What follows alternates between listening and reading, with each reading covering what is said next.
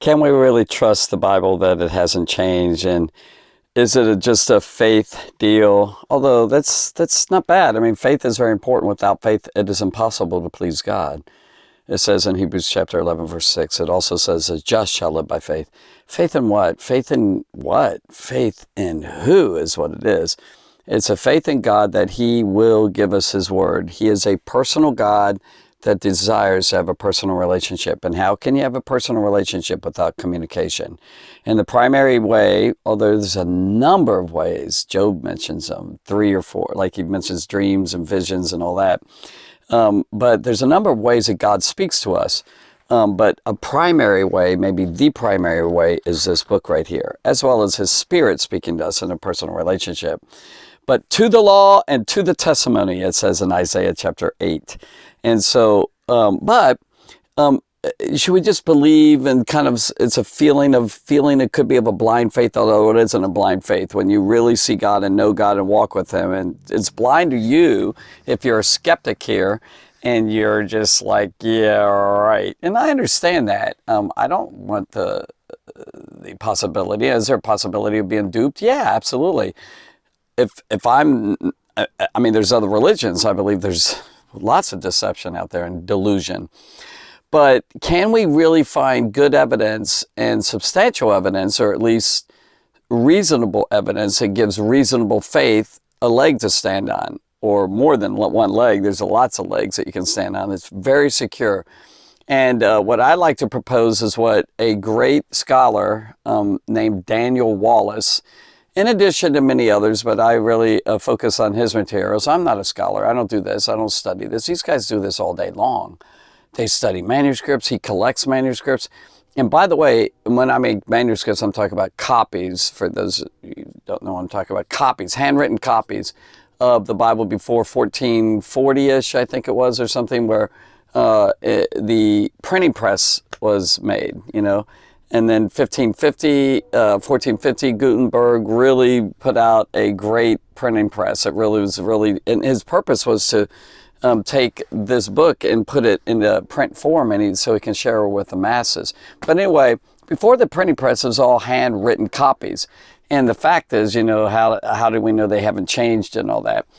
I personally have come to a faith that I believe is really reasonable to actually believe that we actually have what the original said without the signature copies. We don't have what Paul wrote, the original, or what any of the writers, the gospel writers or anything wrote. But the fact is, we can know what it was written. How do you know that? Well, this is some of the stuff I'd like to get into today. And we'll call it like hard evidence, cold fact evidence. And so this is really good stuff. Again, I acknowledge Daniel Wallace, and you could look him up, and he's written books and has videos and everything. He's really good, really good guy. And the way he got to this point was, as a youth, he was challenged, and he's decided to go this way and really dug in, and he's still digging and still finding manuscripts, and he's collecting them and digitalizing them and, you know, putting it for posterity into something that the manuscripts are going to continue deteriorating and decaying and all. And so what a guy. I love Daniel Wallace. His studies are really good. But he's not the only one. So we're not just taking for his word. There's a lot of others. And by the way, he's mentioned that there's 90, in the last 10 years, 90 other manuscripts have been found, either in archaeological digs or in museums, you know, that people collected artifacts and all that. So it's very cool. Hard evidence. This MSS is a standard way of saying manuscripts. So I'm just going to give some facts here, and I'll try and keep it short. But this is continuing our series, Is the Bible Reliable? And hard evidence is, there's 138,162 words in the standard text of the Greek New Testament. And it's an average of 459 pages. And so that's a kind of interesting thing. And all those words, have they changed over time? Certainly some of the meanings have changed, but if you see, these guys study this stuff where they find other manuscripts and documents and other classical authors with classical writings, and they keep studying. They realize, they start figuring out what those words meant in that time period, and then we can be able to communicate it on our vernacular and identify what they were really trying to say because of all the comparisons and everything. Most of it's very plain and it's still being used today. But anyway, let's go on.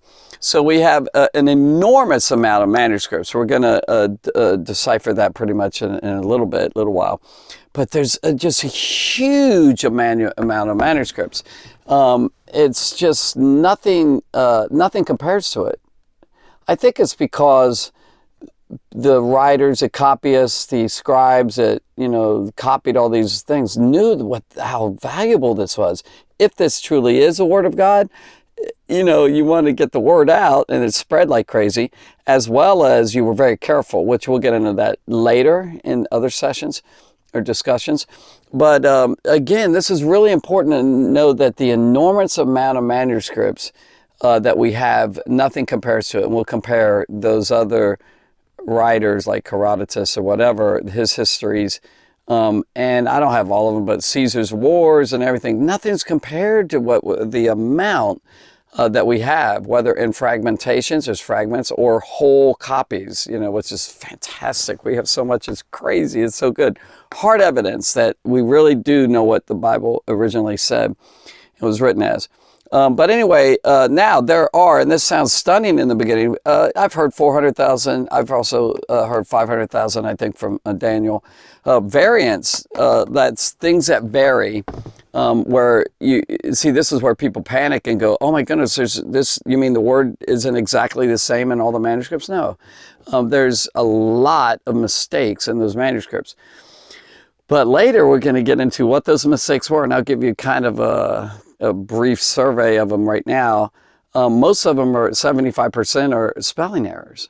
But even though, and I'll demonstrate this with spelling words and you'll be able to read it and understand what it says.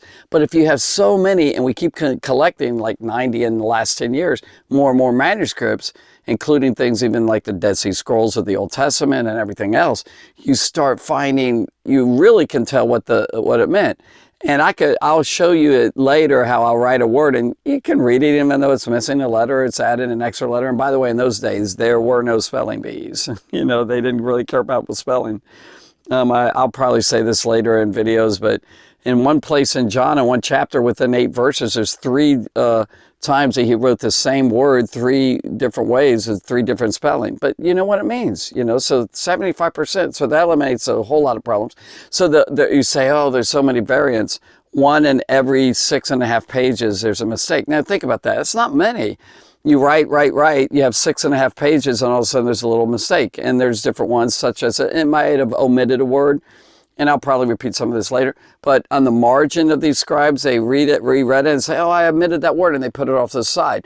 But they don't count, they count that as a mistake. Well, there's a manuscript, but he corrected himself over here, but they don't even, this is a very conservative way. They could have said, oh, we're not going to count that as a mistake because the word is over here. Nope, they said there's a mistake in the actual manuscript. And then also switching words around, reversing words. For example, instead of Christ Jesus, they may have wrote Jesus Christ. Or like one of the scribes said, well, he's talking about Jesus, I'm going to add Christ. So that's counted as a mistake, but really, Christ Jesus or Jesus Christ, is that really a substantial mistake? No. So there's tons of those. And then I'll go ahead and tell you another one. I could probably repeat this later, but it's good to repeat it, to get it. But there's... like already 10% of the mistakes are eliminated because, let's say we're reading, they read manuscripts and they found earlier manuscripts through paleontologists and all. They said, this is earlier from way back, depending on the type of papyrus or script that they wrote, and also the style of writing at that time. And then it goes back into, various things that they actually counted those as mistakes because they were corrected because they found earlier manuscripts. So do you understand what I'm saying? So you'll find a great truth later as you go that you go, wow, we can really believe this. So I'm not going to say that now. Hopefully you'll keep listening to these.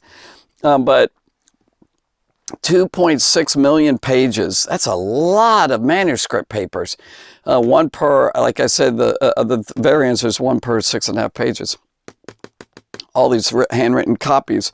So this is just really, really rich stuff to realize that. I don't really need it in my life, but I'll tell you what, I'm really glad I found this stuff. Because if I am attacked by the enemy, by the, has God said, he said to Eve in Genesis 3, still says it to us today, has God said, how do you know the Bible's true and all that? Then it's kind of cool to have this hard evidence thing and not just a faith walk with God, believing that he really did want to keep the word. Now, I'm going to take this camera because I don't know how well you can see the thing behind me, the board. And I'm going to go ahead and take this right here and go back here and study or kind of take a look at these facts and all. This is kind of cool, I think. We have the New Testament. These are languages here on this side, and we'll get into the century that we have those copies here. But it was written primarily in Greek in first, Koine Greek, Common Greek. And that was because Alexander the Great had conquered the world here and before Rome. And so the universal language was Greek. And then Rome conquered it, and then Latin became the official language. But still, Greek was definitely written and they were spoken throughout the whole empire, the whole world, just like the universal language, I think, is more English now. I went to India and talked to wonderful people in India, and they sat down and started talking politics, and they spoke really good English. And if you go to most educated countries around the world, English is basically the universal language. So because, England and conquering an empire, building and all that. But anyway, so we have Latin. There's 10,000. These are the different languages as I'm going to read here. And just in Latin alone, and that became the predominant one in the 2nd century, Jerome and others, they really focus on copying the thing in Latin. And so you have 10,000 or so copies. In Greek, I remember years ago, I remember memorizing 5,686. But I think there's over 6,000 copies now of the Greek language. And I'll tell you what, later I'm going to show you some of the copies of the other, historical works. And it's not even close. They call it an embarrassment for them. I mean, we got way more. So here's another, and I don't know how many in the Coptic, and that's like it's kind of a form of Egyptian hieroglyphics. I think that's correct. I said it, hopefully. Syriac, there's Armenian, there's Arabic, there's Hebrew. These are all these different languages that were starting to copy from the Greek New Testament into all these other languages. So it's kind of cool when we have all these languages, you can compare them and you'll realize, wow, there's hardly any changes or anything. It's fantastic. And then you have Georgian and then Gothic. And then I like to go down here into these statements. I like to say, now if you took all the church fathers that wrote homilies and sermons and commentaries and, quote a lot of these copies, especially Greek and Latin and such, especially the 2nd century, the 100s, and then the 3rd century and 4th century church fathers, if you took all the Bible that they wrote about and they quoted verse after verse after verse, you could literally destroy all the manuscripts, the Greek, Latin, and everything, manuscripts, all of them, destroy the Bible itself, and you could quote almost every single verse multiple times over. Some of them had a lot of repetitions.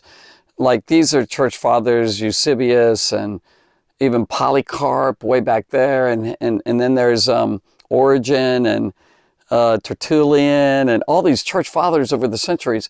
If you were to scrap all the Bibles, you could quote almost every single verse. You can quote all the verses in the Bible multiple times, except for like in 2nd John or 3rd John. There's a few verses that the scholars Bible scholars haven't found those verses yet. I mean, it still could show up.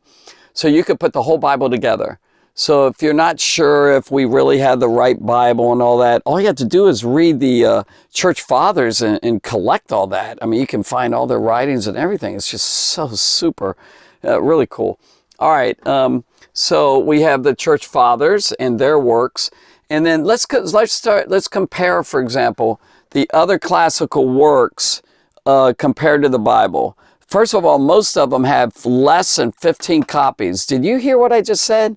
I mean, that's just incredible that we have thousands and thousands of copies, but most of the other writers in history and archaic writings, antiquities, documents have less than 15 copies. Now, there's some that have more, like Pliny the Elder has 700, Plutarch, Josephus have 800. And by the way, a lot of these are fragments, just like a lot of these are fragments, but we do have full copies, tons of them over the centuries. But the point is that they have less than 15, and then there's 700 in this. There's 800 copies in this one. Josephus has 800, copies that we have. Only 800. It sounds like a lot, but think about the 10,000, the thousands upon thousands that we have in the New Testament. I don't know how to pronounce his name, Polybius, and then Pausanias, 1400. There's more on this one. Herodotus, 1500. By the way, I know that Herodotus' history is very fragmented. A lot of those are just fragments. And then the Xenophon histories, I think it's called, or something. And that's 1800. And so within 900 years average, and that's where we're going to go up here and we're going to see this, like about 1,000 years after in AD, they have basically 0 manuscripts compared to us, which has 1,000 times more New Testament manuscripts than earlier. And here's the dates, basically, of the manuscripts that we have. Speaking of centuries, in the second century, first century, of course, is after Jesus died and all that. Then there are 12 or so this is about, it could be more, it could be a little less, but we have about 12 copies, and most of those are fragments. And the earliest one can be as late as the first century, but the really top scholars believe they were like 115 to 125 AD, and that's the John Rylands hand copy of the book of John, and it's about the size of your palm. About the size of your palm right there. It's definitely small, but it literally has a copy that early, which is fantastic. See, it's not only the numbers of copies that we have for hard evidence to be able to compare, them and see what we have. And let's say you've got, let's say you have 2020 copies of Book of John or something, and then you'll be the majority of them, almost all of them, have every verse the same, but there's mistakes here and there in some of those copies. You see what I'm saying? Think about what I'm saying. So there's only, let's say you have 2020 copies of one verse. There's more than that, but let's say you have one verse, and then almost all of them say the exact same thing. Only there's a mistake in this copy, and there's a mistake in this other copy, there's this mistake in this other copy. Well, you kind of know what that verse says because we have so many copies. That's the thing, there's so many manuscripts. And then the cool thing is that it's early, really early, like most of the copies in the other manuscripts, copies of what I just said, Pliny and those different writers as authors, they just don't have the number of copies, and many of them were hundreds and hundreds and hundreds of years later. Like Homer's Iliad, I think it's 800 years later they had their first copy of. He died 800 years later. They found a copy of his writings that was written about him, or him writing it. Do you understand? That's just really rich stuff. So look at this. We have about 12 fragments or copies of the New Testament here.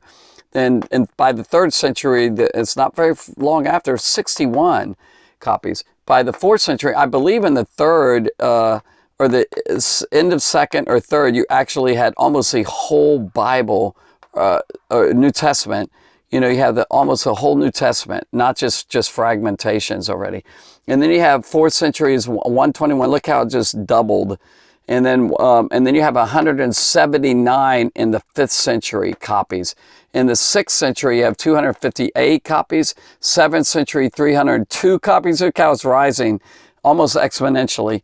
And then 8th century, you have 370 copies. 9th century, 585 copies. By the 10th century, 1,000 years after Christ, there's about 1,000. And that's where that statistic there says 1,000 times more New Testament manuscripts and much earlier. Okay, we're going to continue in this hard evidence, and we'll continue talking about that in the next video. But I hope that helps. I hope you got what I'm saying. It's so cool to see what a tremendous collection that we have of manuscripts that you can compare with each other, and that's what they've done. And it's just fantastic. It's very significant that they all really say the same thing. There's mistakes here and there, little ones, hardly anything nothing to worry about, that's for sure. Later we'll talk about a couple key passages that are really different. It changes a bit of the meaning of that. But really, the Christian faith is very solid, and there's too much evidence that we really can know what the Bible was written as. And so that's how it originally was. All right, hope you got something out of that. I enjoyed talking to you. Be blessed.